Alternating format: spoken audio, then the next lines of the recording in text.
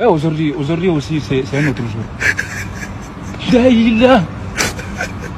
Le monde part en couille. Non.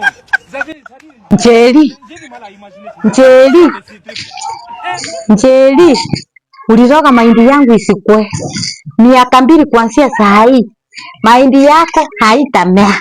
Mimi ndio kusema.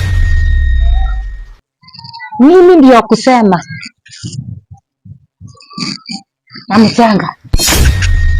Aha. Njeri. Unakuja kuroga mahindi yetu. Waka shingo vizuri. Fanya hivi, nataka nitoe kichwa.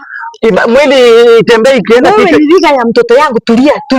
Nijulie kiroga wacha, hata nilikuwa sijamalizia. Haya, malizia basi. Hapana. Haya, kunaenda aje? Nikwambie kitu moja haki. Unajua nini? Mimi na mama yenu ni timu moja. Mimi na mama yenu ni timu moja. Mama yangu pia huwa anaroga? Sasa mbona umekuja kuroga yetu? Wacha nikwambie kitu moja. Hapa nina revenge. Na unajua nakupiganianga.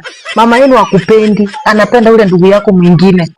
Na sasa vile anapenda ule ndugu yako mwingine vile hakupendi, mimi ndio nakupenda na kung'ang'ania chuoni. Wewe ni rafiki ya mtoto wangu. Na kung'ang'anianga sana. Ni kama uchui, lakini wacha leo nikuibia siri.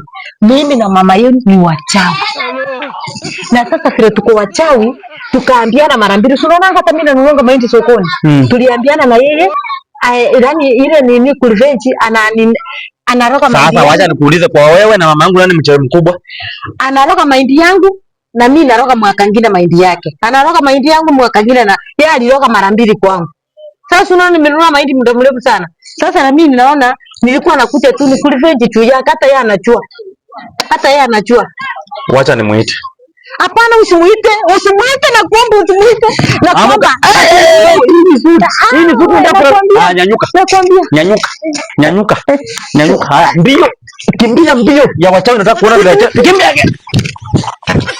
Usiende kitanenge stombori.